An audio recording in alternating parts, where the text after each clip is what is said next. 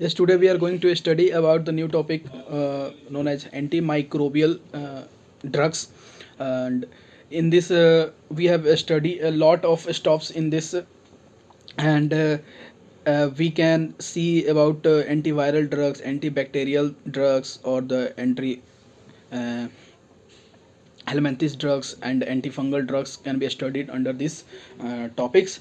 And first we started the new topics about the definition with antimicrobial drugs. Antimicrobial drugs means what? इसको हम समझना चाहें antimicrobial drugs को, तो ये क्या होता है कि एंटी मीन्स होता है अगेंस्ट, और माइक्रोब्स के अगेंस्ट ये जो जो मेडिसिन है नॉर्मली ये वर्क करता है।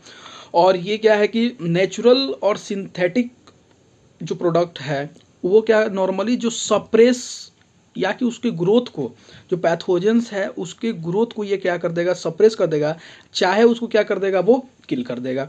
तो ये नॉर्मली इसका जो टारगेट होता है यही होता है कि या कि उसको ग्रोथ को सप्रेस कर देना है, नहीं तो इसको ग्रोथ को उसको क्या कर देना है, उसको डिस्ट्रॉय कर देना है। तो सबसे पहला हम इसमें बारे में पढ़ते हैं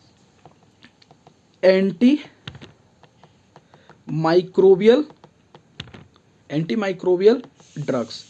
इनका मेन टारगेट क्या होता है कि जो ग्रोथ है उसको हम लोग क्या कर दें, या सप्रेस कर दें, या कि जो पैथोजन है उसका ग्रोथ सप्रेस कर दे, नहीं तो उसको हम क्या कर दें, किल कर दें। मेन टारगेट है इसका। इसके बाद देखते हैं कि मान लीजिए कि कोई, जैसे मान लीजिए कोई एक पेशेंट है, एक ए पेशेंट है और एक बी पेशेंट है, एक ए पेशेंट है और एक बी पेशेंट है। बात करते हैं तो अगर ए पेशेंट का मान लीजिए कि जो इम्यून सिस्टम है वो गुड इम्यून सिस्टम है, इम्यून सिस्टम उसका अच्छा है, गुड इम्यून सिस्टम है, लेकिन जब बात करते हैं हम बी पर्सन की, उसका जो इम्यून सिस्टम है वो पुअर इम्यून सिस्टम है, पुअर इम्यून है। तो जब हम जैसे बात करते हैं, सबसे पहले हम एंटीबैक्टीरियल एजेंट्स के बारे में हम सबसे पहले स्टार्ट करेंगे इसमें। तो समझिए कि अगर गुड इम्यून है तो उसको हम अगर ग्रोथ सप्रेसर भी दे रहे हैं, चाहे उसका जो साइडल ड्रग्स है, चाहे हम लोग कह रहे हैं स्टैटिक ड्रग्स है, तो इसमें दोनों अच्छा से काम करेगा। या कि आप स्टैटिक दे दिए वो भी उसमें काम करेगा, या आप साइडल ड्रग्स दे दिए जो किल करता है, चाहे ग्रोथ को सप्रेस करता है, उसको स्टैटिक ड्रग कहते हैं, और जो ग्रोथ जो उसको पैथोजन को किल करता है उसको साइडल ड्रग्स कहते हैं। लेकिन जब जिसका इम्यून सिस्टम पुअर है तो उसमें हमारा मेन टारगेट रहता है कि स्टैटिक ड्रग्स अगर दीजिएगा तो उसमें क्या है कि जब स्टैटिक दीजिएगा तो इम्यून सिस्टम कमज़ोर है, तो फिर वो जब पैथोजन है वो एक्टिवेट होगा, और फिर वो क्या करेगा कि उस पेशेंट को फिर उससे ओवरकम, उस पर मतलब पेशेंट के फंक्शन को सप्रेस करेगा और पेशेंट को मतलब उसमें हार्मफुल इफेक्ट शो करेगा। तो इसलिए हम ज़्यादातर इसमें टारगेट करते हैं जो पुअर इम्यून है उसमें हम लोग साइडल ड्रग्स दें। तो इसमें ड्रग्स की बात करते हैं तो दो टाइप का इसमें हम ये पढ़ेंगे। इसमें एक पढ़ेंगे बैक्टीरियो साइडल ड्रग्स और एक पढ़ेंगे bacteriostatic drugs. Bacteriostatic drugs, cidal मतलब किल करना और स्टैटिक मतलब ग्रोथ को सप्रेस करना, साइडल और स्टैटिक। अब जब बात करते हैं कि कौन कौन से, जैसे जो एंटीबैक्टीरियल है, हम सबसे पहले स्टार्ट करेंगे एंटीबैक्टीरियल से। ठीक, एंटी बैक्टीरियल ड्रग्स के साथ, जिसको हम लोग एंटीबायोटिक्स कहते हैं। और एंटीबायोटिक्स क्या होता है, नॉर्मली ये जो हार्मफुल पैथोजन है उसके अगेंस्ट ये काम करता है और उसको ये क्या करता है, किल करता है। तो what are antibiotics? Antibiotics are the substance. What is antibiotics? तो antibiotics are the substance what it do normally which is produced by microbes. ये माइक्रोब्स से ही प्रोड्यूस होता है, और वो आपका या कि वो साइडल की तरह काम करेगा, नहीं तो स्टैटिक की तरह काम करेगा, या कि उसको ग्रोथ को रोकेगा, नहीं तो उसको किल करेगा। और वो भी कैसे, very low concentration, at low concentration. अब देखते हैं, जैसे एंटीबैक्टीरियल है, कुछ बैक्टीरियोसाइडल ड्रग्स है, कुछ बैक्टीरियोस्टैटिक ड्रग्स है। तो सबसे पहले हम बात करेंगे बैक्टीरियोसाइडल ड्रग्स के बारे में, बैक्टीरियोसाइडल ड्रग्स के बारे में।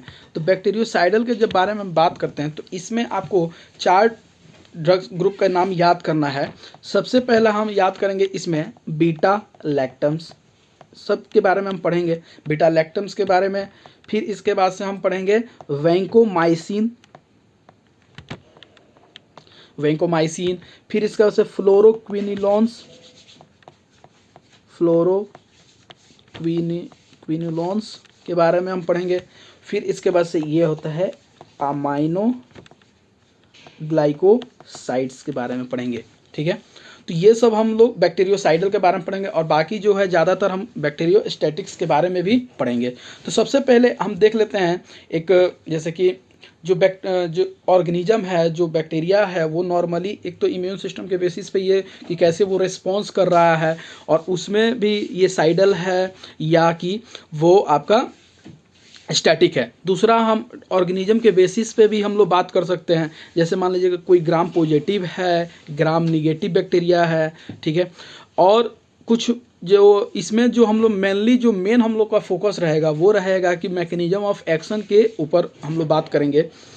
किसके पर? मैकेनिज्म ऑफ एक्शन, मतलब जो हम लोग मेडिसिन यूज करेंगे, चाहे जो भी एंटीबायोटिक्स यूज करेंगे, उसका मैकेनिज्म ऑफ एक्शन क्या है, ऑर्गेनिज्म के ऊपर कैसे अफेक्ट करता है, और इसमें होस्ट का क्या रोल है, वो कैसे क्या करता है, उस सब इंटरेक्शन के बारे में हम इसमें पढ़ेंगे। तो मैकेनिज्म ऑफ एक्शन की बात जब करते हैं तो इसमें हम सबसे पहला जैसे एक समझिएगा डायग्राम से, जैसे मान लीजिए ये कोई पैथोजन है, ठीक, और ये इसका इनर जो स्ट्रक्चर है, ये इनर स्ट्रक्चर है, आउटर स्ट्रक्चर है ये सेल वॉल, और जो इनर है वो है सेल मेम्ब्रेन। अब जो है जैसे मान लीजिए इसके अंदर क्या है कि न्यूक्लियस है, फिर प्रोटीन मशीनरी सिस्टम है, पूरा न्यूक्लिक एसिड सिंथेसिस इसमें होता है। तो एक रीजन में हमें जैसे बात दे रहे हैं कि इस रीजन में है, नॉर्मली क्या हो रहा है, यहाँ पे न्यूक्लिक एसिड का सिंथेसिस हो रहा है। इस रीजन में आप बांट दीजिए, तो इसमें देखिए तो नॉर्मली इसमें क्या हो रहा है कि प्रोटीन का सिंथेसिस हो रहा है। इस रीजन में मान लीजिए प्रोटीन का सिंथेसिस हो रहा है। तो कौन कौन से इसमें पढ़ेंगे कि जो न्यूक्लिक एसिड सिंथेसिस को हैम्पर करता है बैक्टीरिया में, और मतलब एंटीबायोटिक्स जो है नॉर्मली न्यूक्लिक एसिड सिंथेसिस को हैम्पर करता है, तो उसके लिए आप 3 इसमें पढ़ेंगे। जैसे मान लीजिए कि वो है या कि फोलेट सिंथेसिस को हैम्पर्ड किया, या एक्ट किया डीएनए गायरेज पे ये वर्क किया, ठीक है, या जो आरएनए पॉलीमरेज है उस पे ये वर्क किया। तो ये तीनों पे अगर तीनों अगर हैम्पर्ड होता है, फोलेट सिंथेसिस नहीं होता है, डीएनए गायरेज पे अगर वर्क करता है उसको हैम्पर्ड करता है, चाहे आरएनए पॉलीमरेज को हैम्पर्ड करता है, तो इस तीनों के चलते क्या होगा कि जो न्यूक्लिक एसिड सिंथेसिस का फॉर्मेशन नहीं होगा, तो जिसके कारण क्या होगा, जो बैक्टीरियल का जो ग्रोथ है, सेल डिवीजन है, वो प्रॉपर तरह से नहीं हो पाएगा। तो इस फोलेट सिंथेसिस में हम 2 ड्रग्स के बारे में पढ़ेंगे, जिसका नाम है सल्फोनामाइड, थोड़ा थोड़ा बता रहे हैं, सल्फोनामाइड्स ड्रग्स के बारे में पढ़ेंगे। इसके बाद से ट्राइमेथोप्रिम के बारे में पढ़ेंगे। इसमें डीएनए गायरेज की अगर बात करें तो इस पे वर्क कौन करते हैं, क्विनोलॉन्स जो है वो इस पे वर्क करते हैं। आरएनए पॉलीमरेज पे अगर जब हम बात करेंगे, रिफैम्सिन के बारे में बात करेंगे, रिफैम्सिन जैसे हम लोग एंटी ट्यूबरकुलर ड्रग्स में पढ़ते हैं, रिफैम्सिन के बारे में देखेंगे तो हम लोग यहाँ पे पढ़ेंगे। फिर इसके बाद से जब प्रोटीन सिंथेसिस को जो अगर हैम्पर करता है, तो प्रोटीन सिंथेसिस के लिए क्या है, जो प्रोटीन फॉर्मेशन के लिए जो रिस्पॉन्सिबल होता है वो होता है राइबोसोम। राइबोसोम का 2 यूनिट होता है, एक होता है 50S और एक होता है 30S राइबोसोम। तो जो 50S जो ड्रग्स जो 50S राइबोसोम से बाइंड करता है, और जो ड्रग्स क्या होता है 30S राइबोसोम से बाइंड करता है, तो इसके बेसिस पर क्लास में जो 50S से बाइंड करता है वो पढ़ेंगे हम। इसमें पढ़ेंगे मैक्रोलाइड्स के बारे में, इसमें पढ़ेंगे क्लिंडामाइसिन के बारे में, फिर इसके बाद लाइनेजोलाइड्स के बारे में, लिनेजोलिड्स के बारे में पढ़ेंगे इसमें, फिर क्लोरमफेनिकोल के बारे में पढ़ेंगे, क्लोरमफेनिकोल। इसके बाद से हम बात करते हैं स्ट्रिप्टोग्रामिन के बारे में पढ़ेंगे, स्ट्रिप्टोग्रामिन के बारे में। एक और कह सकते हैं अजिथ्रोमाइसिन, जो हम लोग कोविड में बहुत ज़्यादा यूज किए हैं, अजिथ्रोमाइसिन। ठीक, इसके बाद से जो अगर 30S यूनिट को जो मतलब उस पर जो बाइंड करता है और उस पर अफेक्ट करता है, तो इसमें हम दो के बारे में पढ़ेंगे। जैसे मान लीजिए हम लोग पढ़ते हैं टेट्रासाइक्लिन के बारे में, फिर इसके बाद से पढ़ेंगे एमाइनो ग्लाइकोसाइड्स के बारे में, ग्लाइकोसाइड्स के बारे में। और जो सेल वाल पे जो अफेक्ट करता है, सेल वाल को जो अफेक्ट करता है, मतलब सेल वाल के फॉर्मेशन नहीं होने देता है, चाहे सेल वाल को, जैसे ट्रांसपेप्टाइडेशन के बारे में पढ़ेंगे, ट्रांसग्लाइकोलाइजेशन के बारे में पढ़ेंगे। ठीक है, तो वो सबको हैम्पर्ड कौन करता है, तो इसमें हम पढ़ेंगे बीटा लैक्टम्स के बारे में पढ़ेंगे। ठीक है, बीटा लैक्टम्स के बाद से जैसे बीटा लैक्टम्स है, वैंकोमाइसिन है, फिर इसमें हम लोग बेसिट्रेसिन के बारे में पढ़ेंगे, बेसिट्रेसिन के बारे में पढ़ेंगे इसमें। ठीक है, और बीटा लैक्टम्स में भी क्या है, 4 टाइप का है बीटा लैक्टम्स, इसमें पढ़ेंगे बीटा लैक्टम्स है, पेनिसिलिन है, फिर इसके बाद से पेनिसिलिन के बाद से क्या है, सिफेलोस्पोरिन है, सिफेलोस्पोरिन के बाद से कार्बापिनिम्स है, फिर इसके बाद से हम इसको पढ़ेंगे मोनोबैक्टम। एक एक का हम लोग पढ़ेंगे, स्ट्रक्चर के बारे में हम पूरा पढ़ेंगे डिस्क्रिप्शन के साथ। ठीक है, तो ये था थोड़ा सा ओवरव्यू कि हमें क्या क्या पढ़ना है।